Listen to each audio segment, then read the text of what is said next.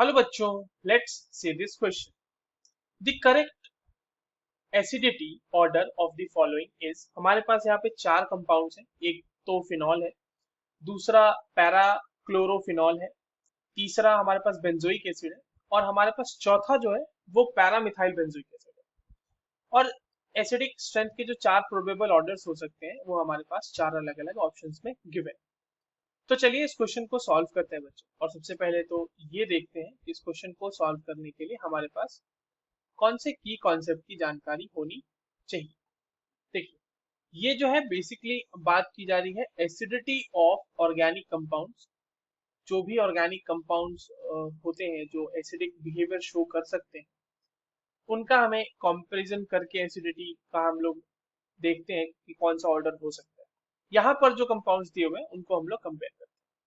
ठीक है, यहाँ पर दो तरह के एक्चुअली कंपाउंड दिए हैं। एक तो है बेंजोइक एसिड और दूसरा है फिनॉल। अगर हम बेंजोइक एसिड की बात करें या फिर हम सिंपल एसिड की बात करें, जैसे मान लीजिए यहाँ आर लगा हुआ है, ये सब सी डबल बॉन्ड ओ और ये ओ एच।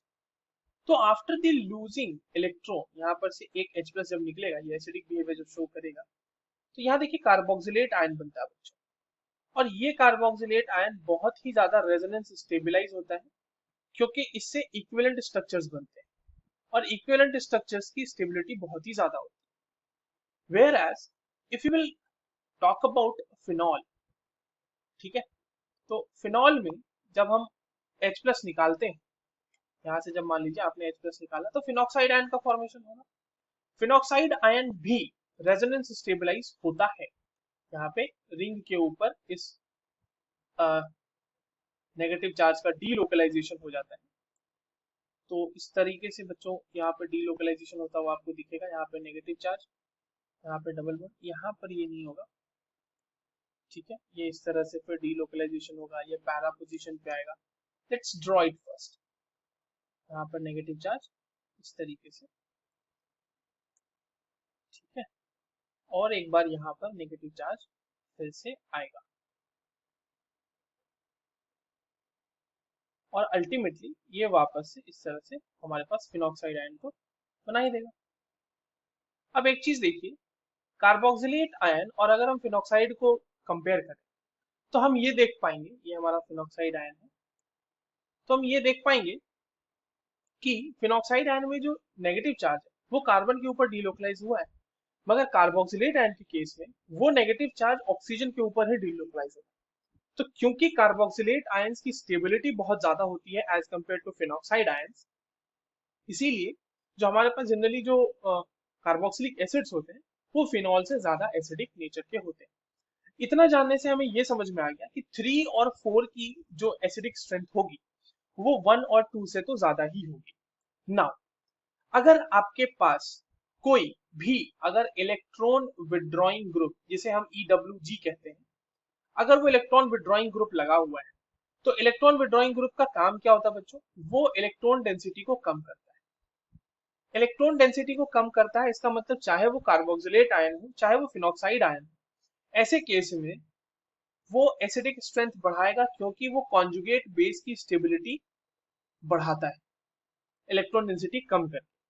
और वहीं पे अगर हम इलेक्ट्रॉन डोनेटिंग ग्रुप की बात करें तो ये इलेक्ट्रॉन डेंसिटी का डोनेशन करेगा, वहां पर इलेक्ट्रॉन डेंसिटी अगेन इंक्रीज हो जाएगी।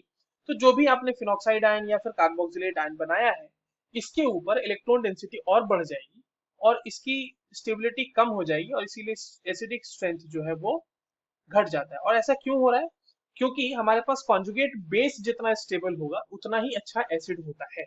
ठीक है, अब ये चीज हमने समझ ली है। अब हमारे पास जो कंपाउंड्स गिवन है बच्चों उसकी बात करते हैं। तो एक बात तो क्लियर है कि 3 और 4 की ज्यादा होने वाली है 1 और 2 से। तो ये कंपेयर कर लेते हैं कि 3 और 4 में ज्यादा किसकी है और कम किसकी। देखिए, 3 जो है हमारा वो सिंपल बेंजोइक एसिड है, ठीक है। वहीं पर जो 4th है हमारा, वहां बेंजोइक एसिड के साथ एक ऐसा ग्रुप लगा हुआ है जो इलेक्ट्रॉन डोनेटिंग नेचर का है। ये यहाँ पे बच्चों प्लस आई इफेक्ट दिखा रहा होगा, यानी ये एक इलेक्ट्रॉन डोनेटिंग ग्रुप होगा, तो ये एसिडिक स्ट्रेंथ को कम करेगा। तो इसीलिए 3rd की एसिडिक स्ट्रेंथ ज्यादा होगी एज कंपेयर टू 4th। अब कंपेयर करना है हमें 1 और 2 में। नाउ देखिए फिनॉक्साइड आयन के केस में अब फिनॉल है हमारे पास, ठीक है। एक तरफ हमारे पास फिनॉल बना हुआ है और एक तरफ हमारे पास Cl लगा हुआ है। Cl जो है वो माइनस आई इफेक्ट है, उसका प्रोमिनेंट होता है माइनस आई इफेक्ट, और वो electron overall electron withdrawing nature का होता है। इसीलिए इसकी एसिडिक स्ट्रेंथ फिनॉल से ज्यादा होगी, ठीक है, और फिनॉल की इससे कम होगी। और फिनॉल वाले की ऑब्वियसली कार्बोक्सिलिक एसिड से कम क्यों होगी वो मैंने आपको समझा दिया ऑलरेडी। तो यहाँ पर 2 हो जाएगा ये, एंड देन हो जाएगा 1। तो हमारा एक्चुअल जो ऑर्डर आया बच्चों वो क्या आया, 3 4 2 1। ये देख लेते हैं ऑर्डर कहाँ गिवन है। 3 4 2 1 is the order given in the very first option A. That is the correct answer. I hope you understood this well. All the very best.